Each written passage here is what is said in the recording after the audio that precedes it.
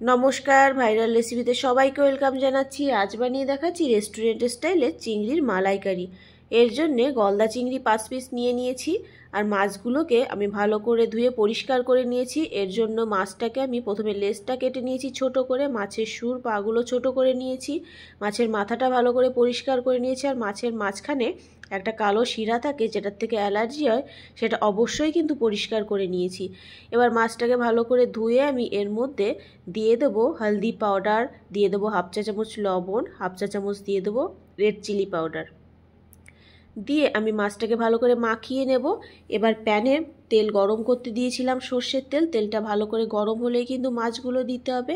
আর এখানে বলে রাখি, এই মাছটা কিন্তু বেশিক্ষণ ফ্রাই করা যাবে না, 1 মিনিট মতো একটু উল্টে পাল্টে নিয়েই কিন্তু মাছটাকে তুলে নিতে হবে, না হলে এই মাছের টেস্ট কিন্তু চলে যাবে, খেতে কিন্তু মালাইকারিটা একদমই ভালো লাগবে না। আমি এই মাছটাকে একটু উল্টে পাল্টে দিচ্ছি, তারপরে কিন্তু মাছগুলোকে তুলে নেব। আর ওই রেড চিলি পাউডারটা দেওয়ার জন্য মাছের কালারটা কিন্তু অনেক সুন্দর আসবে। এবার মাছগুলোকে তুলে নিচ্ছি। এবার ওই তেলের মধ্যেই 1 চামচ ঘি দিয়ে দেবো, ঘিটাকে গলিয়ে নিতে হবে।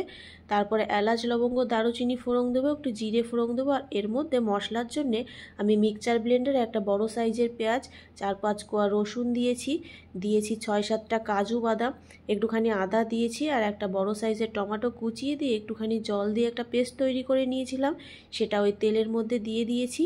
দিয়ে ভালো করে কষিয়ে নিতে হবে।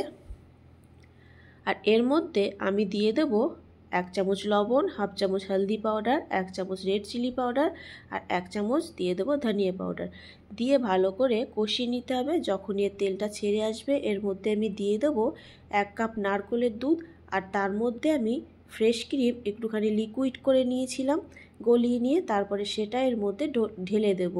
ঢেলে ভালো করে কিন্তু মশলার সঙ্গে কষিয়ে নিতে হবে। আর সামান্য আমি এর মধ্যে একটুখানি জল দিয়েছি, নাহলে কিন্তু এটা বেশি ঘন হয়ে যাবে, এই জন্য একটুখানি জল দিতে হবে, ওই হাফ কাপেরও একটুখানি কম, কোনো মতে একটু জল দিয়েছিলাম। দিয়ে ভালো করে নাড়িয়ে চাড়িয়ে ঝোলটা ফুটে উঠলে ভাজা চিংড়ি মাছগুলো দিয়ে নাড়িয়ে চাড়িয়ে নিতে হবে। তারপরে এর মধ্যে আমি দেব একটুখানি চিনি। চিনিটা কিন্তু অপশনাল না, চিনিটার জন্যেই কিন্তু চিংড়ির মালাইকারিটা ঝাল ঝাল মিষ্টি মিষ্টি লাগবে, আর খেতে কিন্তু অসাধারণ লাগবে। আর 1 চামচ দিয়েছি গরম মশলা পাউডার, দিয়ে ঢাকনা দিয়ে ঢেকে দিয়েছি যাতে ফ্লেভারগুলো সব কিছুর সঙ্গে সব কিছু ভালো করে মেশে। আর লাস্টে দিয়ে দিয়েছিলাম ধনেপাতা কুচি। এটা কিন্তু সম্পূর্ণ অপশনাল, চাইলে দিতে পারো নাও পারো, আমার খুব ভালো লাগে তার জন্য আমি এটা দিয়েছি, তোমরা কিন্তু এটা স্কিপও করতে পারো। এবার ধনেপাতা দিয়ে একটু নাড়িয়ে চাড়িয়ে নিয়েছিলাম। তারপরে ঝোলটা যখনই ঘন হয়ে এসেছে আমি নামিয়ে নিয়েছি, দেখো কালারটা কতটা সুন্দর এসছে। এবার সার্ভ করে নিয়েছি মাছগুলোকে। এটা কিন্তু গরম ভাতের সঙ্গে জাস্ট ফাটাফাটি লাগবে, একবার জাস্ট ট্রাই করে দেখো বাড়িতে।